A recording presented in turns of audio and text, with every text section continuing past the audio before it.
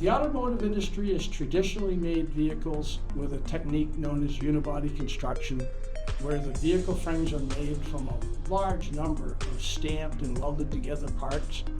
These designs are now transitioning to making vehicles with a far fewer number of high-pressure die-cast aluminum parts, known as giga or mega cast. These new vehicle frames are lower part count, lighter weight, lower cost, and higher performance. This transition has started in the EV market, but is expected to spread to all vehicles in the future. As the automotive industry transitions into the casting, which are growing its sizes, they are getting integrated into the assembly line.